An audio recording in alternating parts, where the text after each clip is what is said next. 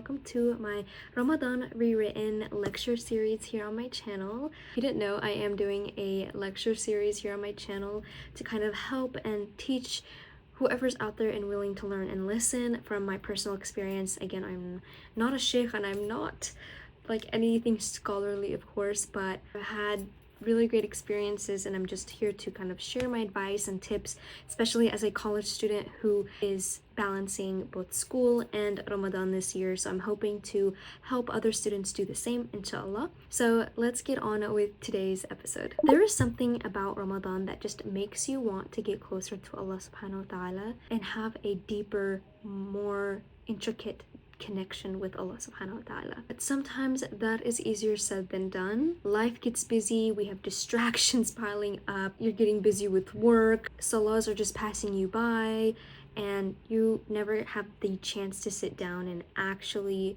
use this month for what it's intended for. And that's fine, we've all been through it. But I'm hoping that this Ramadan is the Ramadan that you really prioritize your iman in your relationship with Allah subhanahu wa ta'ala. So in today's video, I really wanted to share some ways that I have rekindled my relationship with Allah subhanahu wa ta'ala and how I've been able to strengthen my relationship with Allah, and share some struggles that I faced along the way that maybe you're facing right now, and that is completely okay. And I also want to share exactly what helped me maintain and strengthen my relationship with Allah subhanahu wa ta'ala. If you feel like you really want to strengthen your relationship with Allah subhanahu wa ta'ala, but you just don't know how, this is the video for you.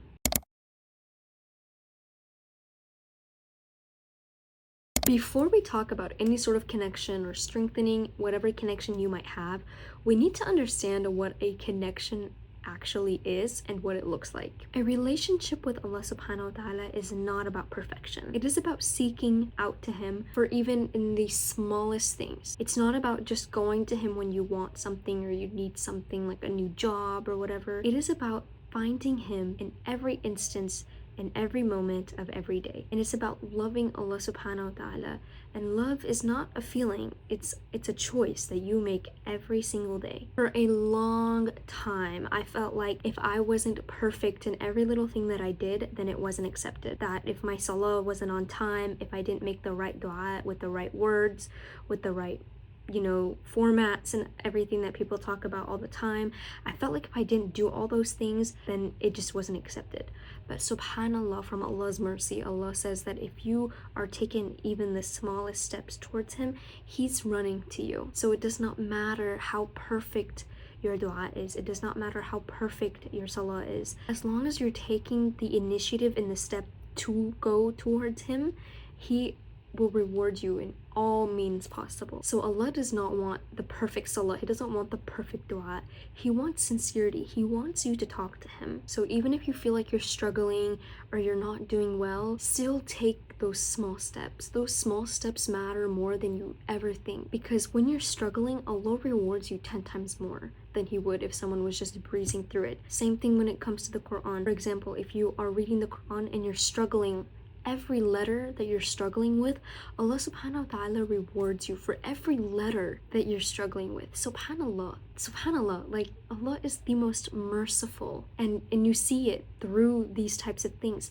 that even if you're struggling, He's rewarding you. That even if you're making one of the 5 salahs a day and you're really trying, Allah is rewarding you, subhanallah. And as long as you keep turning back to Him, He will always be with you. He will always be there and to protect you and guide you.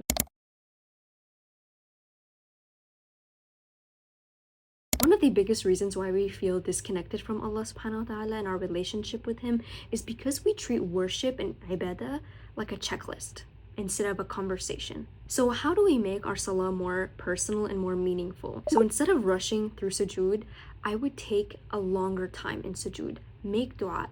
Don't make dua that you're just constantly saying, that's always at the tip of your tongue. I mean, of course, still say those, but I would prioritize more thoughtful, more meaningful dua. More duas that I actually have to think about when I'm in sujood, rather than the ones I just say on a daily basis. So when you're taking that time in sujood a little bit longer to really think and reflect on things that you really desire, you really want, and you take that time, you are actually breaking off that repetitive nature. Allahu Akbar, up and down, that's it.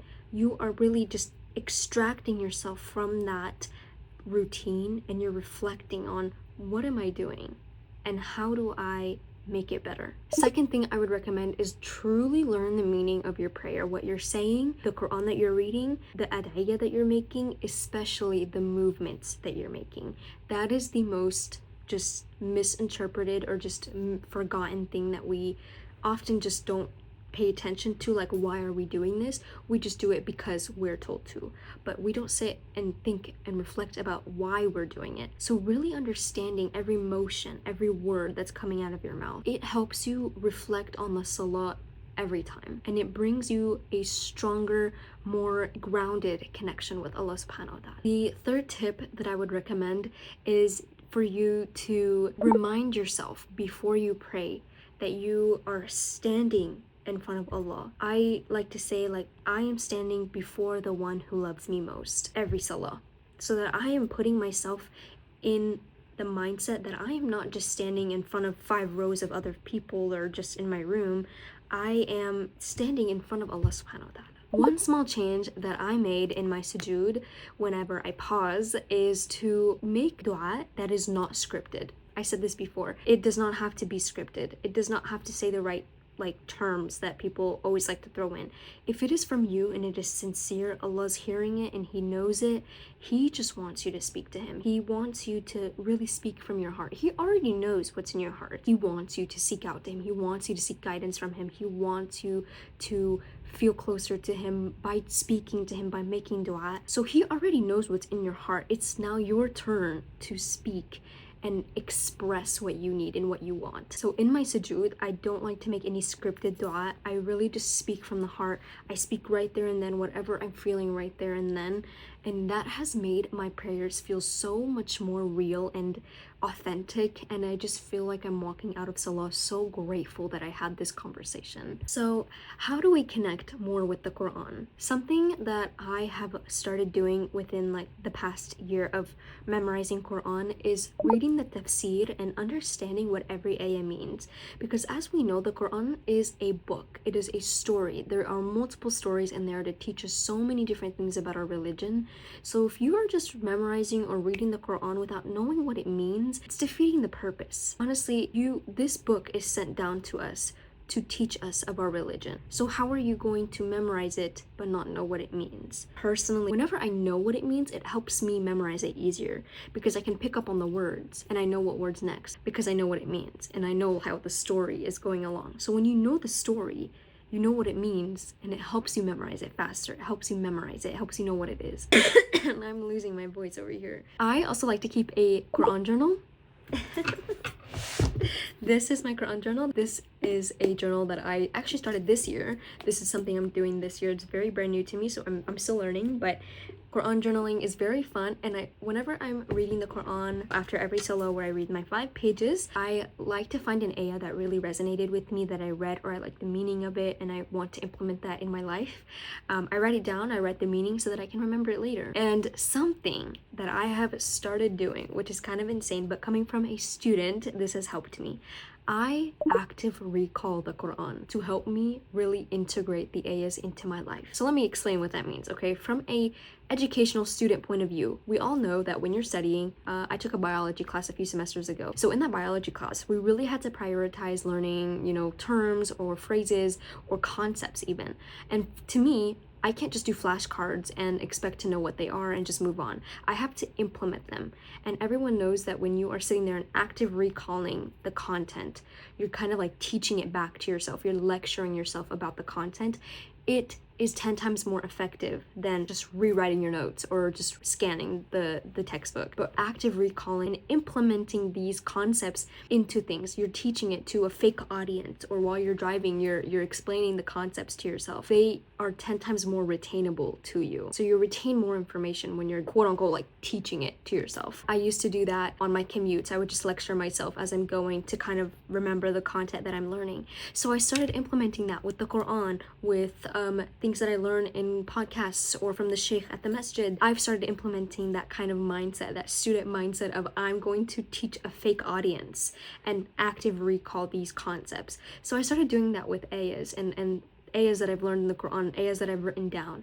So I will start giving, this is so weird. I don't know if I'm the only one, but I literally talk to myself all the time. I'm literally talking to myself right now. I have started giving my own lectures in the car to myself. There's no one around. Me and my dash cam. Like, I'm literally giving the lecture to my dash cam audience, which is nobody. It's literally just me. I am giving lectures about my iman, about experiences, about maybe something that I had to deal with the day. Maybe I had a bad experience with someone in the grocery store, or maybe I had a good experience with someone in the grocery store. I just sit down and I lecture myself, and I try to find the ayah that kind of corresponds. Maybe there's not, sometimes there's not, but I'm just saying, in the instance that there is, I try to find it, and I try to go back and actively recall that ayah and put it in. And I act like I'm a sheikh giving a lecture at the masjid, and I'm not. But giving these fun little lectures in the car just helps me mentally know what's going on and helps me actively recall the Quran and feel closer to it. So that was a long one. The third tip that I have is, if you're struggling, honestly, I would just read one ayah a day. One ayah a day, do it with presence, know what it means, know the context, and learn it. Because one ayah a day is still a step towards Allah subhanahu wa ta'ala. You are still putting in efforts, you are still moving forward. So there is nothing that is standing in your way. One ayah a day, you say more than one in your salah, but knowing the meaning and the tafsir behind every ayah, one ayah a day, will really help you. It will strengthen you more than you know. A little tip that helped me is knowing that the Quran is literally Allah subhanahu wa ta'ala. He's speaking to me directly when I'm reading it. So knowing that, it really changed my perspective on memorizing, on learning, on knowing the meanings, because I'm trying to really know, like, what is Allah subhanahu wa ta'ala saying here? What does he mean? What does this have to do with me and my current life and my current situation? And how can I use this to help my current situation of whatever it may be? So knowing that it's Allah literally speaking to you, it changes the whole perspective of it. Honestly, guys, we overcomplicate dua so much when it is literally you talking to Allah subhanahu wa ta'ala. Of course, there are certain ways to go about making a certain dua, and that is totally normal. But for someone who is really just trying to just dip their foot in the pool, kind of get into it instead of just jumping right in, making structured dua can kind of feel pressured. So making dua just genuinely from your heart, speaking from your heart, speaking to Allah subhanahu wa ta'ala like a friend, a respected friend. This is not very casual. You're not gonna say weird things, you know. We're keeping it respectful and we're keeping it professional with Allah subhanahu wa ta'ala, but you're speaking to him. He is the person that loves you most, more than your mom, more than your dad, more than your husband, your wife, anyone, siblings, anybody, your best friend even. Allah subhanahu wa ta'ala loves you above everyone else in this dunya. Why wouldn't you prioritize him and respect him and give him all your heart? So do that in your dua. You don't need to make overcomplicated dua. Speak from your heart. Personally, I used to think that if I didn't say the right words or the right terms, then my dua is not accepted. No, astaghfirullah. Allah subhanahu wa ta'ala listens to every dua that you say. Anything that's in your heart that you're not even saying verbally, he already knows it. But he wants you to go out and seek him and to talk to him and pour your heart out to him. So there's no rule book of how to do any of that. There are, of course, some for certain types of dua, but for casual du'as that you just, things that you desire, things, you know, you want a new job, better opportunities, whatever it is, Allah subhanahu wa ta'ala is not going to restrict you on a certain type of dua for it to be heard. No, astaghfirullah, Allah subhanahu wa ta'ala hears all, and he knows how much you want this certain thing, and if it's written for you, it's gonna happen. So I have some tips for how to make a dua a little bit more personal. My first thing is to be raw and be real. Genuinely speak to Allah. Tell him, Ya Allah, I feel lost and I need your guidance. Be vulnerable. It is okay, and it does not matter. No one is there, no one's listening to you. It is just you and Allah subhanahu wa ta'ala. My second thing and most effective thing, I often pick up things throughout the week. I like to make dua lists. Dua lists help me, especially when I have the time and I have the energy. I'm gonna sit here and make a dua. I have a list so I don't forget anything, and just helps me stay organized. That is personal. I just like it. If you don't like that, that is totally fine. I used to not like it. I just picked up on it recently, and I felt like it really helps me stay organized. So if that's something that you're interested in, if something you want to try, I keep it on my phone, I keep it on a paper. I prefer my phone, but I, you know, write it out sometimes if I'm feeling it, journal about it, whatever it is. But having a list just helps everything stay organized. Also remember that there is no dua that is too small or too big. Never. Everything that you are saying, Allah subhanahu wa ta'ala, he hears it and he knows. So it does not matter what you're asking for or how big of an ask it is. If it's written for you, it'll happen. And if it's not, you have to have tawakkul that Allah subhanahu wa ta'ala has what's good for you written already for you. Honestly, once I started doing these three things in my dua, I have just felt so much more at ease, because I know that Allah subhanahu wa ta'ala is always there. He's always listening and he knows what I'm asking asking for, I have to just put more effort to ask for it. That's it. Last but not least, if I have learned one thing ever, is that true peace comes from Allah subhanahu wa ta'ala. You can chase happiness, you can chase success, you can chase money, you can chase validation, you can chase all that, but nothing will ever come to you without the will of Allah subhanahu wa ta'ala. Whenever you start prioritizing Allah subhanahu wa ta'ala in your dua and your dhikr and your salah, and every moment of the day you just often think about him, you look outside, it's sunny, it's bright and beautiful, or it's raining and it's dark and cloudy, you still have gratitude for Allah subhanahu wa ta'ala that mashallah, like this is all in the creation of Allah subhanahu wa ta'ala. You remember him in every step of the way, and you remember him in your hardships. That is the most important. You remember him in your success. That is the most important. You remember him when you're struggling in between. You remember him in every instance of every single day. Allah subhanahu wa ta'ala is watching. He's hearing. He can see you. Everything. He's there. So you prioritizing him just shows him how much you are willing to put the deen over the dunya. And everyone says it like it's a joke. Deen over dunya, but it's really deen over dunya. And you will not have a good dunya if you don't have a good deen. That is the biggest thing that I ever have to say. If you don't have a good deen, you will not have a good dunya. The closer you get to your deen, the more you realize the dunya is all but a beautiful lie, and it is literally meaningless. I have some tips for ways that you can feel more in Allah's presence. And my first tip is to do more dhikr throughout your day. I have one of these clicky things. I have them literally everywhere. I have them in my bag, my car, my pockets. Everywhere I go, I always have it. So while I'm driving, I don't like to listen to music. I honestly just strayed away from all that. I used to, but honestly it's not hitting the same anymore, and that's okay. That's a good thing. That's a good sign. Podcasts are okay, but sometimes I'm just too sleepy to listen. So I do my lectures, my personal lectures, my fake lectures, and I keep this on my hand while I drive, click it away. It really helps. It reminds you that you can do dhikr at any point in time in the day. While you're on your computer, while you're studying, have it, click it in your 5-minute breaks. I like to do Pomodoro, where you do 25 minutes and then a 5-minute break, and then 25 minutes and a 5-minute break.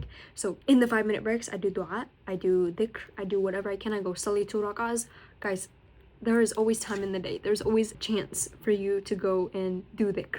So I always keep one of these clicky things on me. There's also apps now that you can use to make dhikr if you don't have one of these, which is fun too. But I love these. I take this with me everywhere, and I always have one everywhere I am. The second tip that I have is to kind of just sit silently after your salah. Just be in Allah's presence. Just feel his presence. Just make dua and sit there and just think and feel and relax. Honestly, it changes so much about salah. It changes so much about your relationship with Allah subhanahu wa ta'ala and your relationship with salah. If you're just sitting there and you're just taking a moment to relax and feel at ease, it feels so incredibly different. My last tip of how you can feel a little bit closer to Allah subhanahu wa ta'ala is to remember that he is always close even when you feel far. No matter what you do, remembering Allah subhanahu wa ta'ala is always right there next to you is the biggest thing. It will help you in almost every hardship. It will help you in almost any struggle, school, grades, job, whatever it is. He's always there, and the remembrance of Allah subhanahu wa ta'ala is what will help you strengthen your iman. It will help you get closer to him in every aspect. So no matter where you are in your journey, Allah subhanahu wa ta'ala is always there waiting for you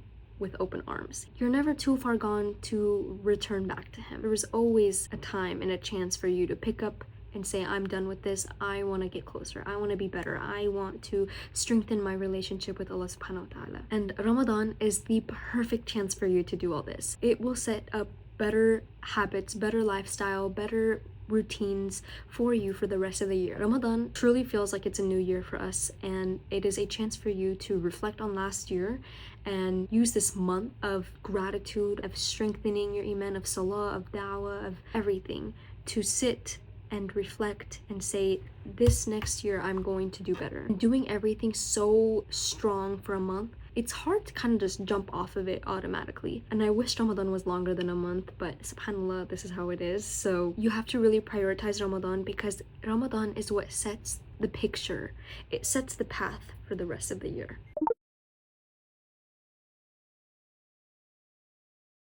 So if you're feeling distant from Allah subhanahu wa ta'ala, I hope that this video reminds you that closeness is not about perfection. It is not about being perfect in anything, in any aspect, but it is about choosing Him and remembering Him every day over and over and over again. Ya Allah, soften our hearts towards You, fill our days with remembrance of You, and make our worship meaningful, our du'as sincere, and our hearts at peace in Your presence. Ameen. If this video helped you in any way, let me know down below, and what is something that has helped you feel closer to Allah subhanahu wa ta'ala. Don't forget to check out the next episode of my Ramadan Rewritten series. I'm very, very excited about this series, and I'm hoping you guys are all enjoying it as well. Until next time, may Allah keep us close to Him always. Asalam Alikom.